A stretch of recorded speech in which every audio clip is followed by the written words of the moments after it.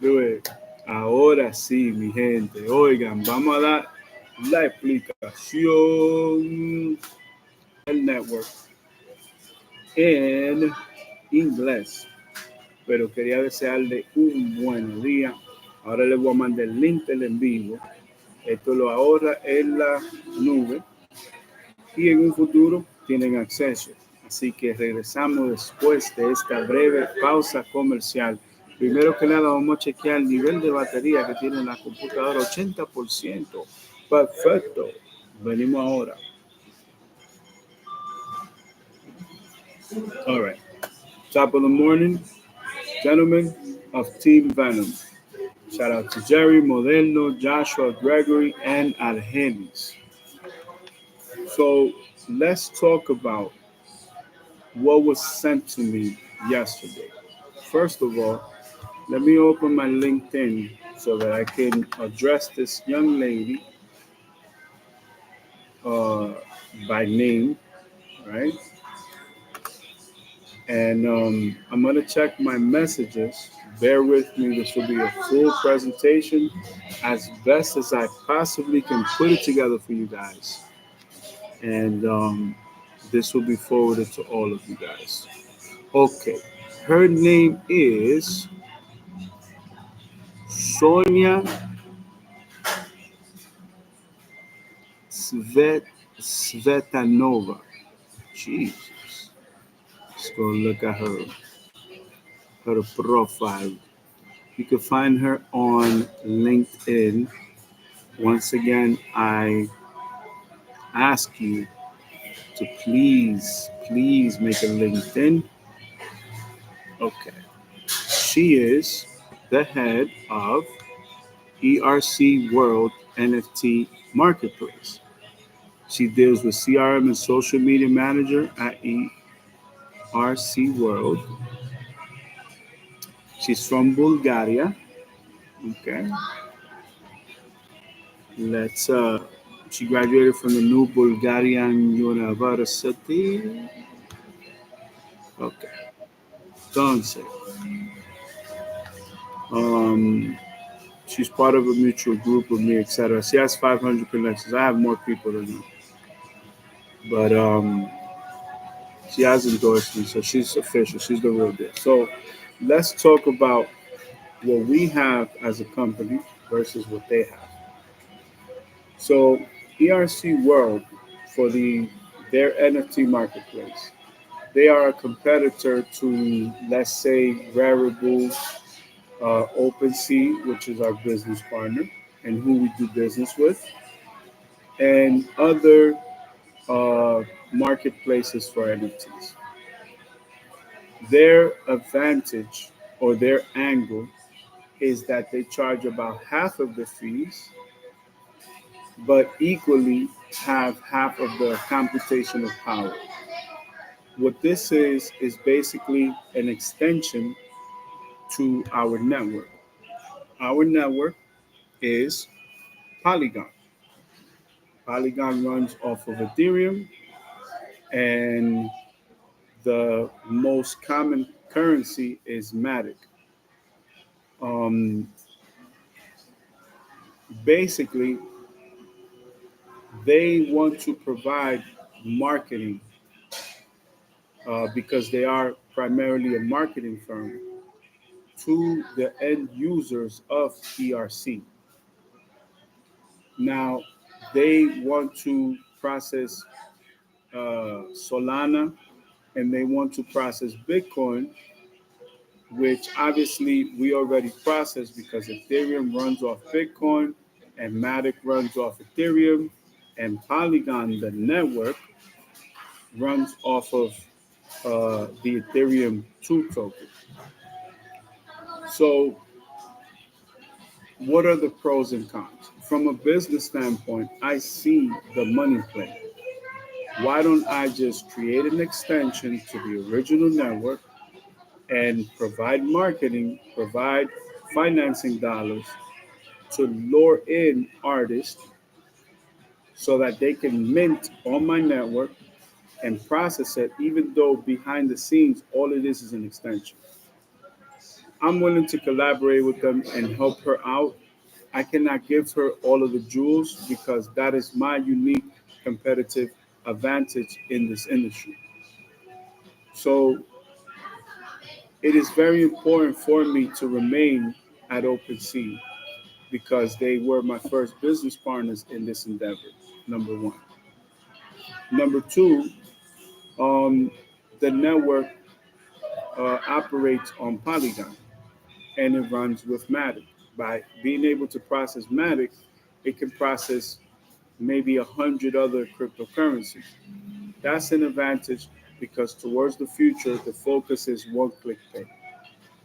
Um, why would it not be worth it for me to collaborate with this person other than good karma, being a good human being?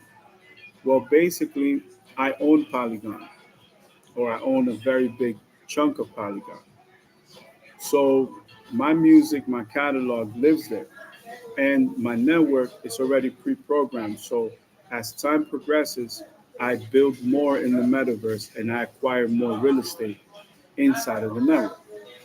So they both go hand in hand. You have Polygon and Matic, you have OpenSea, and you have my music catalog. This is all in the blockchain, public ledger, smart contracts, etc. So there's no necessity to do that because instead of making an extension, I can build a whole different business model to just welcome people to the network because when you're buying one of these tokens, it's similar to buying Bitcoin or Ethereum. You're not betting on the token, you're betting on the network. And the network is what is proven itself over and over and over again. Why the rally with Bitcoin, etc. Even though I hedge my investment to lean towards Ethereum. The same thing with gold. Everybody's bullish on gold. I'm bullish on silver. There's a reason, a direct correlation because of that. Right now, gold is being impacted by the war, inflation, and AI, which is why I'm focusing on silver. Same thing with the Bitcoin. The strategy is to go to Ethereum instead. So in this particular situation, my brother says, "Yo, be careful with these people." And I said, "Listen, they're so young in the game because just in the pamphlet, in their 7-page PDF, you see how they're describing an NFT as if it's a digital sticker. Once you say those words, I know without any reasonable doubt that you have no idea what you're talking about, what you're doing, and what you're engaging. The reason why it's a money play is because at the end of the day, they're just a marketing and PR firm. That's all they are. Maybe they're able to secure financing overseas. They have access to monies that we may not have access to. They might do the marketing, but remember, just like the music industry is run by lawyers and accountants, it's the same play. These are people in the marketing and financial sector. So why would they start a round funding of crowdfunding as angel investors or as a capital venture firm or part of an investment portfolio? Is because if they can raise, let's say, $100 million, right, and they can do, you know, $200 million in sales, right? They can go back to the marketplace and float the company over for 2 point something billion dollars, which is 10 times EBITDA. But of course, they're gonna aim for 18 times, 16 times EBITDA, etc. So that is the whole money play. They're into the quantum growth, which there's nothing wrong with that. But this is why the project falls flat on its face because it's a pump and dump. That's all it is. If they don't have the money to provide the marketing, they can entice the artist to come create on their extension of our network. The thing is that they don't know that it is our network, and we're willing to collaborate and maybe help them along the way, but we cannot teach them everything that we're doing because then that changes the dynamic. Even though at the end of the day, they don't have the collection of NFTs that we have. So if they don't understand the technology, that they're trying to disperse to the masses, the way that they're going to market and promote it is going to be specifically targeted to those people that don't dominate the technology and that don't understand. And that is the brewing element for a bad contract or a bad agreement, which is something that I'm politically against because I'm all about independence and having freedom. And this is what the blockchain is all about. It's about freedom. It's not about limitations or creating a railway that they control. Like they want to build an Amtrak system. They don't understand that I own all of the railroads. They don't understand that I own the technology that makes it work. So this is to give you an example, right? So this is a learning experience for us as a company because these people don't depend on a paycheck. What they hunt, what they kill is what they eat and what they're able to barbecue and roast. So I commemorate them for making the attempt, which is what I'm trying to teach my team and my staff. The attempt based on their intention is what I commemorate them on. That's what I'm trying to support. The fact that they're at least trying. Do I agree with the business model? Not necessarily because none of them are artists. Number one. Number two, do I agree with the way that they're explaining the technology? No, because it doesn't take us forward, it takes us back. You're confusing people even more. These are not stamps. These are not stickers. If you think an NFT is just a little digital, whatever you think it is, like a drawing or something, you just have no idea how powerful this technology is. And it's because it can spill over into anything. Anything that you can imagine can become an NFT. And I'm gonna leave it at that. Whoever's played Kirby on Nintendo or Super Nintendo, you see all the features that Kirby has. That's Kirby is an NFT. If you don't know who Kirby is, Google it. Learn everything about Kirby. I will start you there. Then we can move on to Pokemon and Digimon and Yu-Gi-Oh cards. Then I'll break it down to you with sports and trading cards. And from there, it opens up an entire new universe. Because you have to understand wrestling from the 80s and video games to get it. It's just like if I send you an emoji or a meme. Yesterday I sent you guys some emojis of some Lamborghinis. That's because that GIF says more in a few seconds than I could type into a text message. This is why I leave you guys audibles because it's the fastest. You can get them in real time. This is why we have to do the live and still do the magazine and still do the podcast and still do the radio show, still create music with the inclination of what? Real estate.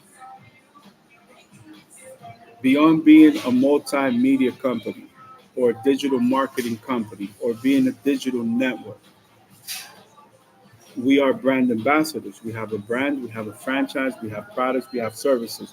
We have a corporate structure, we pay taxes, we can enter contracts, we can buy and sell property. This is how it works.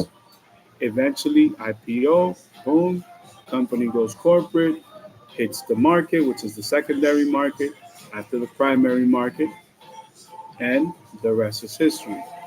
But what are we at a core? We are a real estate development firm.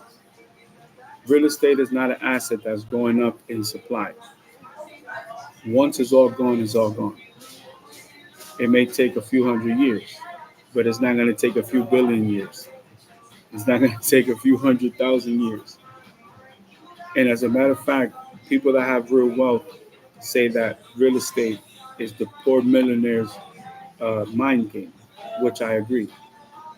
There is a level above just doing real estate, like owning equity. Remember that we don't pay taxes on debt.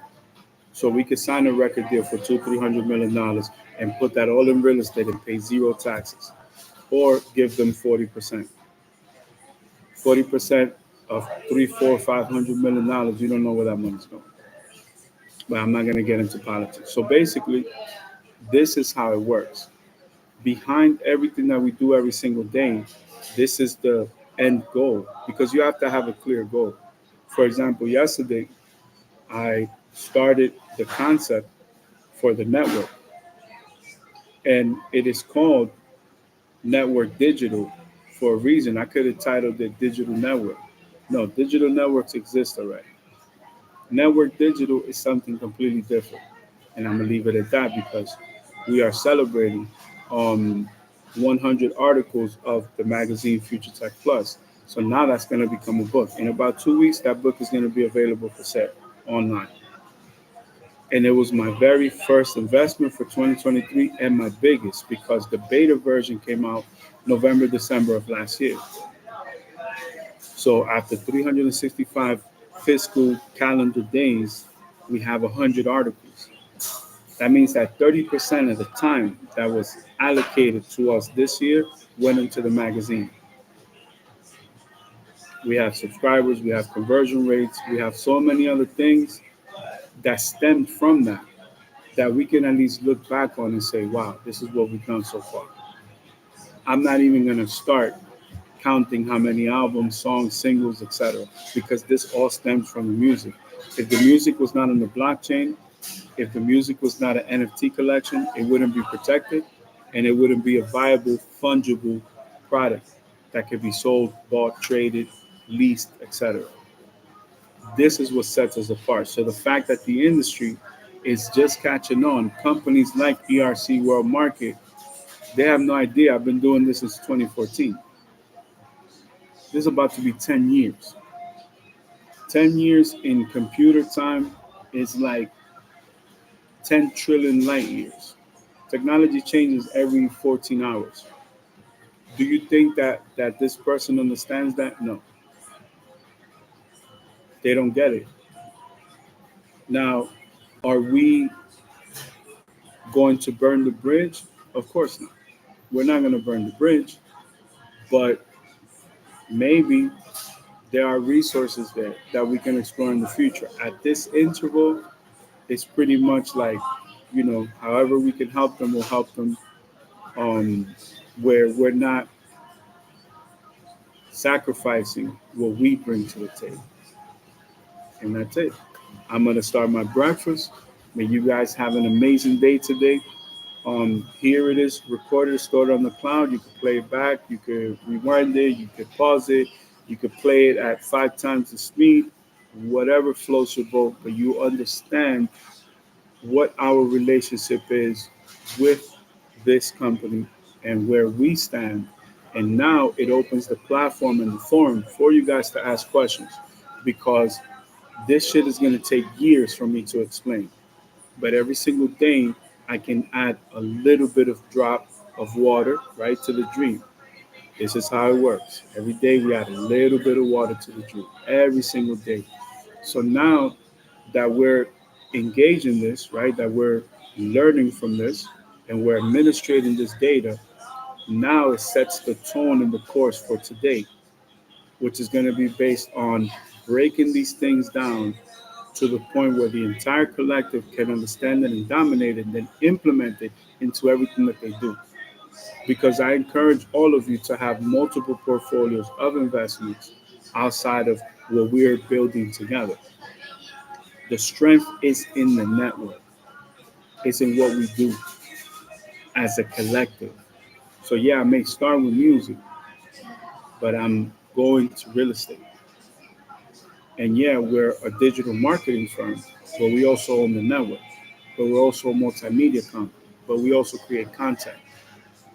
But we also negotiate. There's nothing that we cannot do. The only limitation is the imagination. And if your mind is free, you decide red or blue pill, right? Then you can capitalize on these opportunities because there's no cookie cutter for this. There is no formula. This has never been done before. We are time travelers confirmed. This is the Wild Wild West. Everybody's heading towards this race. This is why Jay-Z made that investment with the Billionaire Boys Club the first few weeks of 2021. This is why the Guinness records that we're fighting for are so important. This is why when the publicist says, listen, I charge 200,000 a year, but I can make some phone calls for you for $10,000, we say discount. We say, okay, for the silver, the monkey dances, right? Got you. You got a price. I thought it would be more. I was willing to give him 100. Say, yo, give me 10 G's.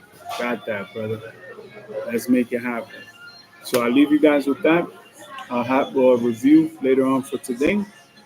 And every single day, these conversations, the way that we start the day is very, very important. And, I work banker's hours. So this was my attempt to get a head start in the day. And I'm going to be all over the city today doing logistics, but this is important. So to conclude, since we only have about 3 minutes 52 seconds, um, the way that the NFT collections, because they all are separate collections, were programmed is for them to be released in a sequence. So the last minting, the last release was probably the beginning of the year. So now, equally, for 2024, the new collections are going to start rolling out. So the month of December and January will be a month to get all new equipment, servers, programs, processors, memory, all the things that make the company work. Once those systems are in place and they're fully programmed, all of the new collections will be released. All of the new collections will be on the blockchain, just like they are now, but these are different series. So every series is like a different rail on the train, right? Or a different cart in each train on every rail, right? So now, when the opportunity presents itself, where a third party entity like an investment firm, management firm, developmental firm, publishing house, record label, distributor, whatever, by the time that we sit down and have some type of dialogue, right, regarding a potential opportunity, now the portfolio is all digital. Now there's no negotiation. Here's everything of the digital side, of the metaverse, Web3 side that they don't even know about. The light bulb is going to go off. Oh man, these guys dominate the technology. Yes, we do. I write all of my computer programs. I code everything. I am everything. Alpha and the Omega is me. So when it comes down to an evaluation, capitalism is about having leverage when you negotiate. And this is what it's all about. All we're doing is hedging the bet. That's all we're doing with the investment. And you have to look at it that way. So when you look at the avatar for a magazine article in Future Tech Plus, or when you look at the avatar for the podcast, or when you look at the avatar for an album, a single, an EP, whatever it is, you have to understand the direction that we're taking already. All of those things are priceless in the future. Priceless without comparison because each one of those NFTs has a timestamp. You know that it was created in this moment of time by this person, proof of ownership, everything is there forever. That's like having an expiration date on the Mona Lisa. You know when it was created, you know what paint was used, you know what brush, how many strokes it took Da Vinci or Leonardo to uh, to create the artwork. Look how Masterworks is killing the game right now, 30-40% gains during a recession. Let's talk business. We over here worried about the dumb shit. We can't be worried about the dumb shit no more. Technology is billions. That's the starting, that's the first floor. The Facebook and the Twitters and all that's level one. Look what Taylor Swift is doing in the music industry. She got to that's level one. That's what they've been keeping for the last 30, 40 years. That's what Prince is talking about. Holla. Thank you.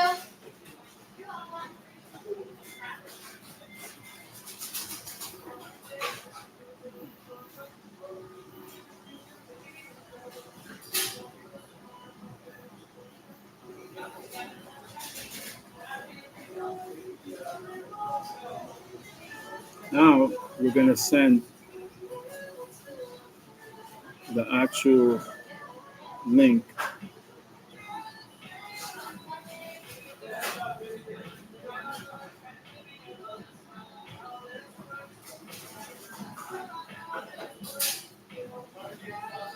Right?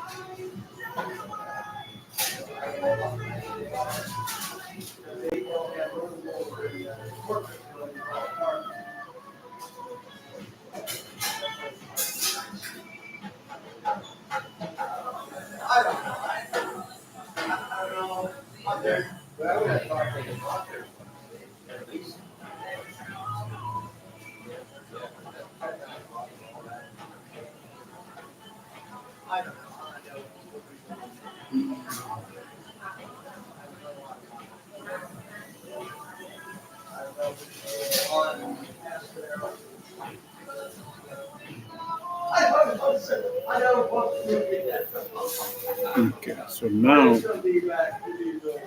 they have the link. I am going to start breakfast. See how much battery we got. Okay, 12%.